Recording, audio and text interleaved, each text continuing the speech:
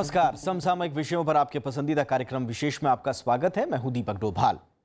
लोकसभा में प्रधानमंत्री नरेंद्र मोदी और रक्षा मंत्री निर्मला सीतारमण के खिलाफ कांग्रेस ने विशेषाधिकार हनन का नोटिस दिया।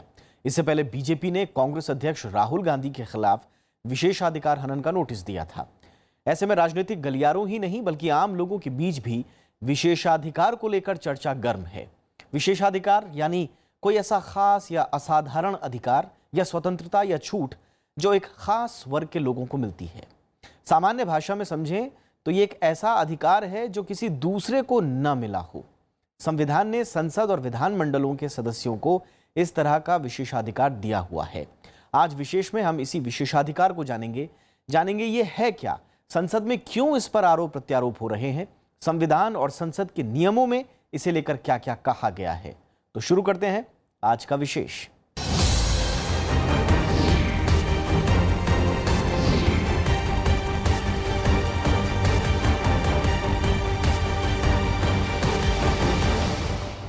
तो विशेषाधिकार का मुद्दा इन दिनों संसद में एक बार फिर चर्चा में है। 20 जुलाई को टीडीपी की ओर से केंद्र सरकार के खिलाफ लाए गए अविश्वास प्रस्ताव पर चर्चा के दौरान बीजेपी और कांग्रेस के बीच कई मुद्दों पर तीखी बहस देखने को मिली।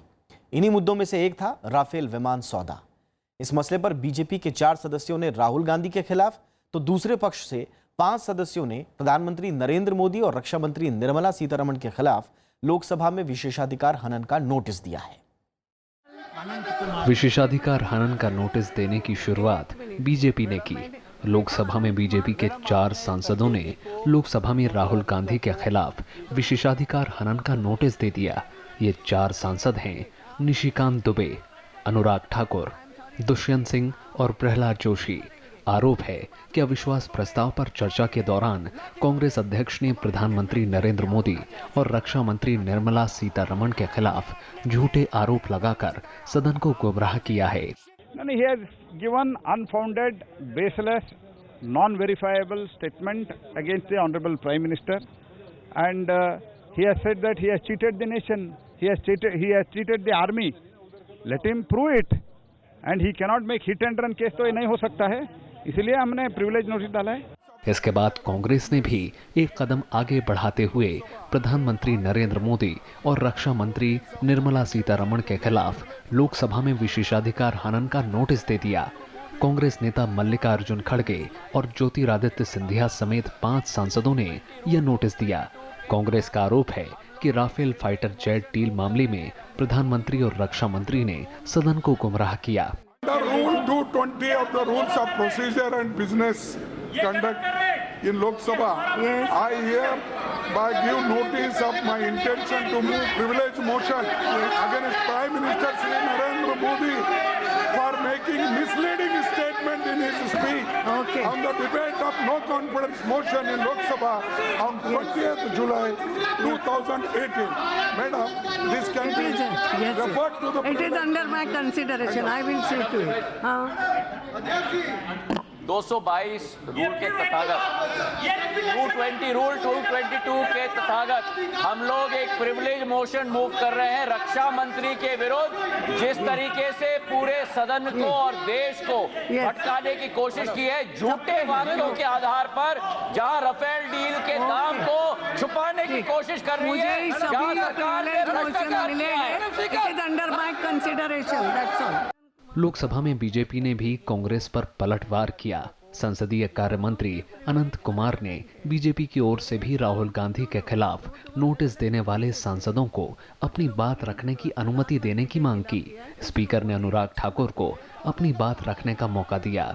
अध्यक्ष जी, मैंने केवल आपके ध्यान में इतना लाना है, जिस दिन अविश्वास प्रस्ताव पर चर्चा हो रही थी तो माननीय राहुल गांधी जी ने सदन को गुमराह करने का प्रयास किया, तथ्यहीन आरोप लगाए और उसके बदले जब रक्षा मंत्री जी ने जवाब दिया और फ्रांस के राष्ट्रपति जी ने भी वहां से उत्तर देकर कहा है कि दोनों देशों के बीच में जो संधि है और इनके खिलाफ कार्रवाई होनी। लोकसभा स्पीकर सुमित्रा महाजन के मुताबिक दोनों पक्षों की ओर से मिले विशेषाधिकार हनन के नोटिस फिलहाल उनके पास विचाराधीन हैं। यहाँ के 5 लोगों ने अलग अलग दी है। 5 लोगों ने अलग अलग notices against the prime minister privilege. 5 लोगों ने अलग अलग नोटिसेस अगेंस्ट रक्षा मंत्री। 5 की तरफ से मैंने केवल एक को कि एक को प्रधानमंत्री की बात बोलनी थी, एक को रक्षा। ऐसा नहीं है, यहाँ से 4 नोटिसेस हैं, but that was against 1 person only. विशेषाधिकार का ये सारा मामला लोकसभा में अविश्वास प्रस्ताव पर चर्चा के दौरान शुरू हुआ था। राफेल विमान सौदे को लेकर कांग्रेस अध्यक्ष राहुल गांधी के भाषण पर बीजेपी और सरकार की ओर से कड़ी प्रतिक्रिया आई। खुद रक्षा मंत्री निर्मला सीतारमण और प्रधानमंत्री नरेंद्र मोदी ने राहुल गांधी के आरोपों को खारिज कर दिया। फिलहाल इस मामले पर दोनों ओर से आरोप प्रत्यारोप जारी हैं। Bureau report, Rajya Sabha TV. विशेषाधिकार हनन का प्रस्ताव यूं तो सदनों की नियमावलियों के तहत लाया जाता है, लेकिन इसका जिक्र हमारे संविधान में भी है। संविधान में लोकसभा, राज्यसभा और विधानमंडलों को लगभग 1 से विशेषाधिकार दिए गए हैं। आइए जानते हैं संविधान और विशेषाधिकार को इस रिपोर्ट के जरिए। एक सांसद या विधायक होना सिर्फ एक जनप्रतिनिधि होना नहीं है, बल्कि ये लोग हमारे संविधान के पालक और नीतियां और कानून बनाने वाले लोग हैं। कार्यपालिका के साथ मिलकर दरअसल यही लोग देश का वर्तमान और भविष्य तय करते हैं और अपने कर्तव्य का निर्वहन करते हुए सदस्यों के मन में कोई दुविधा या संकोच नहीं होनी चाहिए। साथ ही इन पदों की प्रतिष्ठा और महत्ता को देखते हुए संविधान ने इन्हें कुछ विशेषाधिकार दिए हैं। संविधान के अनुच्छेद 105 और 194 के खंड 1 और 2 के तहत ये विशेषाधिकार से जुड़े विषय आते हैं। संविधान में विशेषाधिकार के विषय इंग्लैंड से लिए गए हैं। संविधान के अनुच्छेद 105(3) और 194(3) के तहत देश के विधानमंडलों को वही विशेषाधिकार मिले हैं जो हाउस ऑफ कॉमन्स के हैं। संविधान में यह स्पष्ट किया गया है कि ये स्वतंत्र उपबंध हैं जो मूल अधिकारों से जुड़े भाग 3 के तहत नहीं आते। इसका मतलब ये हुआ कि यदि कोई सदन विवाद के किसी भाग को कार्रवाई से हटा देता है तो कोई भी उस भाग को प्रकाशित नहीं कर पाएगा, और यदि ऐसा हुआ तो इसे संसद या विधानमंडल की अवमानना माना जाएगा, जो दंडनीय है। और इस मामले में अनुच्छेद 19(1) के तहत बोलने की आजादी के मूल अधिकार की दलील नहीं चलेगी। हालांकि बाद में सुप्रीम कोर्ट ने एक मामले में यह साफ किया कि भले ही विशेषाधिकार के मामले 19(1) के बंधन से मुक्त हो, लेकिन ये अनुच्छेद 20 से 22 और 32 के अधीन माने जाएंगे। पहली बात तो हमें ये समझनी होगी कि मेंबर्स ऑफ पार्लियामेंट को और पार्लियामेंट को, और इसी तरह लेजिस्लेचर्स में भी मेंबर्स को और लेजिस्लेचर्स को संविधान के अंतर्गत कुछ विशेषाधिकार दिए हुए हैं, राइट्स हैं और दूसरों की ड्यूटीज़ हैं, उसके बारे में फ्रीडम ऑफ स्पीच है, इम्यूनिटी फ्रॉम लीगल एक्शन है कि उनकी अगर स्पीच फ्रीडम के बारे में वो कुछ बोलते हैं तो हाउस में उनके खिलाफ कोई एक्शन नहीं हो सकता है। ये आर्टिकल 105 1 और 2 में दिया हुआ है मेंबर्स ऑफ पार्लियामेंट के बारे में। बाकी और बहुत सारी प्रिविलेजेस हैं जिसमें हमारे कॉन्स्टिट्यूशन में लिखा हुआ है कि इन 2 प्रिविलेजेस के अलावा, यानी फ्रीडम ऑफ स्पीच और इम्यूनिटी फ्रॉम लीगल एक्शन के अलावा, हमारी वो प्रिविलेज जब तक कोई लॉ नहीं बन जाता तो हमारी वो प्रिविलेजेस रहेंगी जो हाउस ऑफ कॉमन्स के मेंबर्स की आज कल हैं या एक पर्टिकुलर डेट को थी। विशेषाधिकार के मामलों को 2 भागों में बांटा जा सकता है। पहला है हर सदस्य को मिला व्यक्तिगत विशेषाधिकार, और दूसरा संसद के प्रत्येक सदन को सामूहिक रूप से मिला विशेषाधिकार। सदस्यों के व्यक्तिगत विशेषाधिकार की बात करें तो इसमें सबसे पहले आता है गिरफ्तारी से छूट का विशेषाधिकार। 1976 के अधिनियम 104 में संशोधित सिविल प्रक्रिया संहिता की धारा 135 क के तहत सदस्य को समितियों की बैठक के 40 दिन पहले या 40 दिन बाद तक गिरफ्तारी से छूट मिलती है, लेकिन ये छूट सिर्फ सिविल मामलों में ही मिलेगी।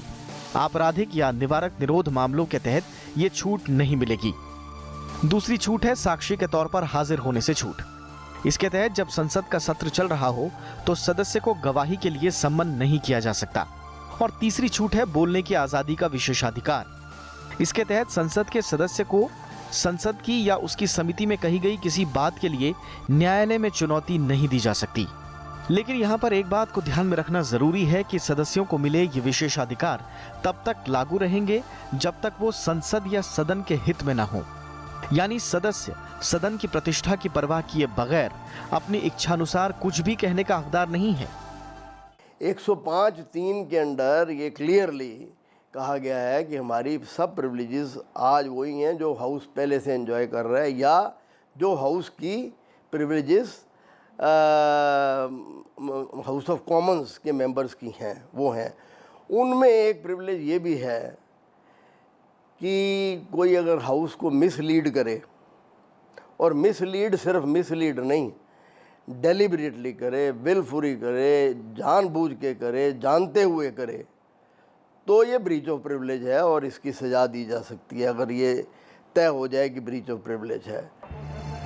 विशेषाधिकार का दूसरा भाग संसद के हर सदन को सामूहिक रूप से मिले विशेषाधिकार से जुड़ा है।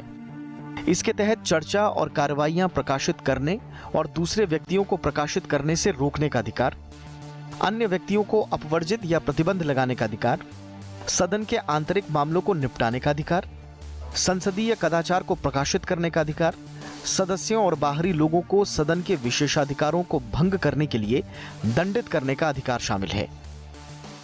सज़ा का कोई प्रावधान नहीं है राज्यसभा के रूल्स में या कॉन्स्टिट्यूशन में या कहीं भी सज़ा का कोई प्रावधान नहीं है। लेकिन ज़्यादातर यही देखा गया है कि जब भी इस तरह का विशेषाधिकार हनन का प्रस्ताव आता है तो उसमें जिसने भी विशेषाधिकार का हनन किया है उसको रेप्रिमांड किया जाता है, कि कहा जाता है कि आपको नहीं करना चाहिए था और ये गलत था। इसके अलावा भी सदनों के भीतर कुछ विशेषाधिकारों की बात करें तो सदनों के अध्यक्ष और सभापति को किसी अजनबी को सदन से बाहर जाने का आदेश देने का अधिकार है। सदन की कार्रवाइयों को सुचारू रूप से चलाने और विवाद की स्थिति में बिना न्यायालय के दखल के मामलों को आंतरिक तौर पर निपटाने का अधिकार भी है। यानी संसद की चार दीवारी के भीतर जो कहा या किया जाता है उसके बारे में कोई भी न्यायालय जांच नहीं कर सकता। एक और महत्वपूर्ण बात यह है कि भारत के न्यायालयों ने भी समय समय पर यह स्पष्ट किया है कि संसद या राज्य विधानमंडलों के किसी सदन को ही यह निर्णय लेने का अधिकार है कि किसी मामले में सदन या सदस्य के विशेषाधिकार का उल्लंघन हुआ है या नहीं। Bureau report, Rajya Sabha TV. तो जैसा आपने देखा कि किसी भी सांसद को उत्पीड़ित करना या उसके द्वारा संसद में या किसी संसदीय समिति में कही गई किसी बात के लिए उसके खिलाफ कोई कदम उठाना संसदीय विशेषाधिकार का हनन माना जाएगा बाहर। लेकिन इसका मतलब ये नहीं है कि संसद में बोलने की आज़ादी के नाम पर सदन के सांसद कुछ भी बोल सकते हैं।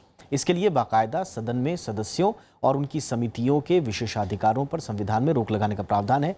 ऐसी स्थिति में विशेषाधिकार हनन प्रस्ताव सदन में लाया जाता है। आइए जानते हैं इसकी प्रक्रिया क्या है, किस तरह से ये प्रस्ताव लाया जाता है। लोकसभा के नियम 222 के तहत कोई भी सदस्य अध्यक्ष की अनुमति से ऐसा कोई भी प्रश्न उठा सकता है जिसमें उसे लगता है कि किसी सदस्य या सभा या किसी समिति के विशेषाधिकार का हनन हुआ है। नियम 223 के तहत कोई भी सदस्य जो विशेषाधिकार का प्रश्न उठाना चाहता है उसे उसकी लिखित सूचना लोकसभा महासचिव को उसी दिन देनी होती है जिस दिन प्रश्न उठाना होता है। यदि प्रश्न किसी साक्ष्य पर आधारित हो तो सूचना के साथ साक्ष्य भी देना होता है। हालांकि विशेषाधिकार का प्रश्न उठाने के साथ कुछ शर्तें भी जुड़ी हुई हैं, जिसकी चर्चा लोकसभा के नियम 224 में है। इसके तहत एक ही बैठक में एक से ज्यादा प्रश्न नहीं उठाए जाएंगे। दूसरा, जो भी प्रश्न उठाया जाएगा वो हाल ही में उठाए गए किसी खास विषय तक सीमित हो और उस विषय में सभा का हस्तक्षेप जरूरी है। कि वो स्पीकर महोदया पहले देखती हैं कि प्राइमा फेसी कुछ केस है या नहीं है।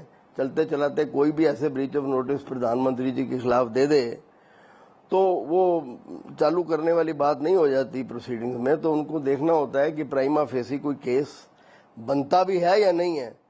तो अगर वो डिसाइड करें स्पीकर महोदया कि हाँ इसमें प्राइमा फेसी केस बनता है, मिसलीड किया गया है, सिर्फ मिसलीड नहीं किया गया, जानबूझ के किया गया है, विलिंगली किया गया है, डेलिबरेटली किया गया है, तो वो प्राइमा फेसी सोचती हैं कि हाँ ये ब्रीच ऑफ प्रिविलेज बन गया है। तो वो प्रिविलेजेस कमेटी है हमारी, उस कमेटी को ये केस भेज दिया जाता है। लोकसभा में विशेषाधिकार से जुड़ी प्रक्रिया की चर्चा सदन के नियम 225 से 228 के तहत की गई है।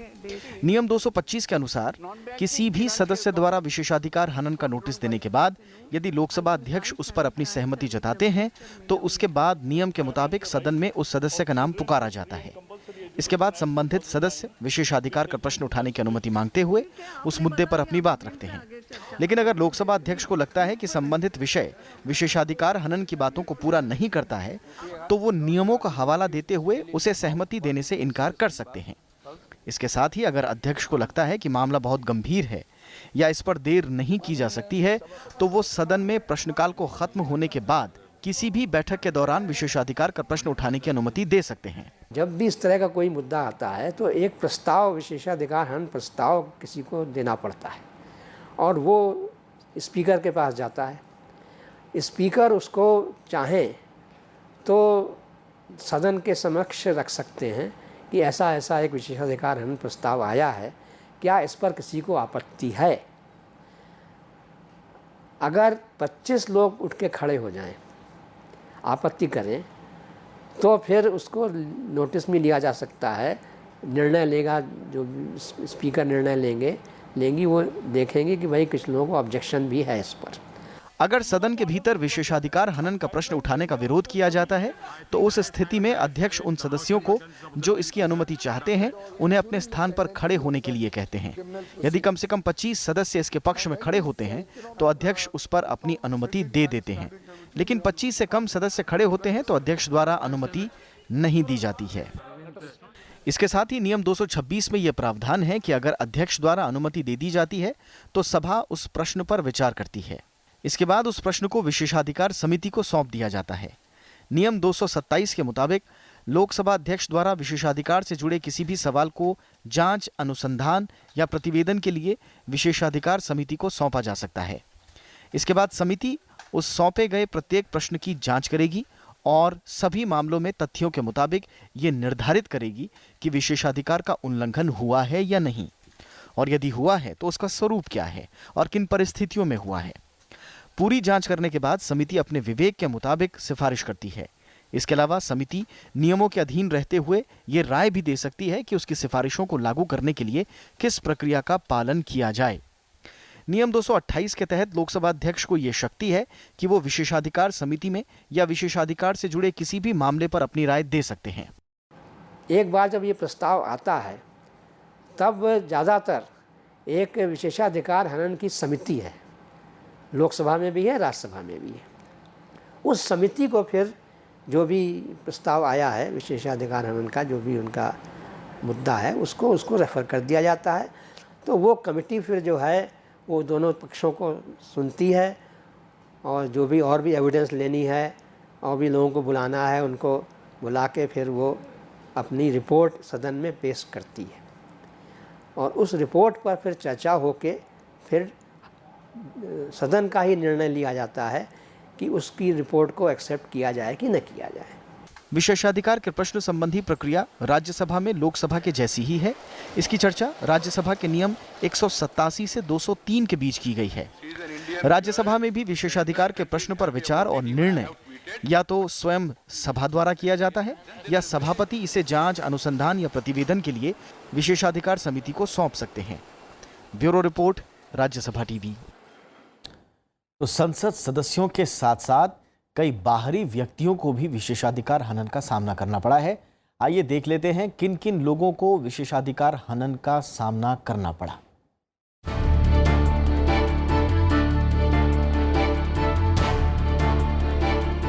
संसद को सदस्यों के अलावा बाहरी व्यक्तियों को भी सदन के विशेषाधिकार को भंग करने के खिलाफ सजा देने की शक्ति है।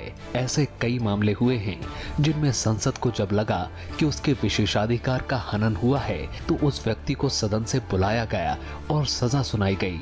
हालांकि कई मामलों में संबंधित व्यक्ति पर विशेषाधिकार के हनन का मामला साबित नहीं होने पर छोड़ भी दिया गया। विशेषाधिकार के हनन के मामले में सजा के तौर पर संसद दंड, भर्त्सना या कारावास की सजा सुना सकती है। ब्लिट्स के मशहूर मामले में उस समाचार पत्र के संपादक को सदन में बुलाया गया और संसद के एक सदस्य की प्रतिष्ठा के खिलाफ लिखने को लेकर दंड दिया गया। इसी तरह 1990 में पूर्व मंत्री के तिवारी को राज्यसभा ने दंड दिया। अखबारों और मीडिया को लेकर विशेषाधिकार हनन के कई मामले हैं। इनमें 1959-60 में सर्चलाइट अखबार के खिलाफ, 1964 में द इंडियन एक्सप्रेस के खिलाफ, 1965 में द टाइम्स ऑफ इंडिया के खिलाफ, 1973 में द स्टेट्समैन और हिंदुस्तान के खिलाफ, 1979 में द हिंदुस्तान टाइम्स के खिलाफ और 1980 में हिंद समाचार के खिलाफ विशेषाधिकार का केस बना था। कई है, जैसे फ्रीडम ऑफ स्पीच है, तो किसी की फ्रीडम ऑफ स्पीच रोक दी बोलने से, उसने ब्रीच ऑफ प्रिविलेज का नोटिस दे दिया। किसी अखबार ने गलत बयानी कर दी, उसके खिलाफ ब्रीच ऑफ प्रिविलेज का नोटिस आ गया। किसी पुलिस वाले ने गलत गिरफ्तार किया या जो कुछ भी किया वो नहीं बनता था, उसके खिलाफ नोटिस आ गया। तो इस तरह के सैकड़ों ब्रीच प्रिविलेजेस हैं और उनका ब्रीच ऑफ प्रिविलेज के नोटिस में आता है। झारखंड मुक्ति मोर्चा वाले मामले में उच्चतम न्यायालय ने कहा कि मतदान करने के लिए रिश्वत लेने वाले सांसदों के खिलाफ न्यायिक कार्यवाही नहीं हो सकती, क्योंकि वे संसदीय विशेषाधिकार कानून के दायरे में आते थे। इसके बाद संसद में सवाल पूछने के लिए पैसे लेने के आरोप में 11 सांसदों के निष्कासन के मामले में उच्चतम न्यायालय ने निर्णय दिया कि संसद के दोनों सदनों को अपने सदस्यों को निष्कासित करने का अधिकार है, लेकिन अभी तक के निर्णयों में थोड़ा बदलाव करते हुए ये कहा गया कि विधायिका द्वारा विशेषाधिकार कानून के तहत शक्ति का प्रयोग न्यायिक पुनरीक्षण के अधीन होगा और न्यायालय ये देख सकेंगे कि संवैधानिक प्रावधान का उल्लंघन हुआ है या नहीं। इस तरह के भी आते हैं कि एक आध इस तरह के भी प्रस्ताव आए हैं कि जब सदन की कार्रवाई नहीं चलती है तो जो सांसद हैं उनको अपने सवाल उठाने के लिए समय नहीं मिलता है, उनको अपनी और भी कुछ बात कहने के लिए समय नहीं मिलता है। तो उन्होंने ये भी कहा है, कभी कभी इस तरह के विशेषाधिकार हनन के प्रस्ताव दिए गए हैं कि हमारा विशेषाधिकार का हनन हो रहा है क्योंकि संसद की कार्रवाई नहीं चल रही है। इस तरह अनुच्छेद 105(3) के तहत संसद संविधान में लिखित विशेषाधिकारों के अलावा अपने अन्य विशेषाधिकारों की व्यवस्था समय समय पर कानून बनाकर कर सकती है, लेकिन प्रत्येक सदन अपने सदस्यों और उसकी समितियों की शक्तियों, विशेषाधिकारों की व्याख्या के लिए इस नियम के अनुसार अभी तक कोई कानून नहीं बनाया है। लीना शर्मा के साथ ब्यूरो रिपोर्ट, राज्यसभा टीवी।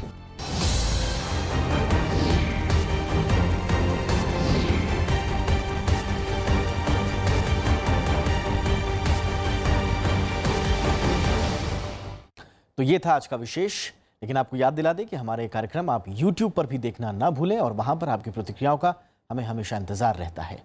नमस्कार।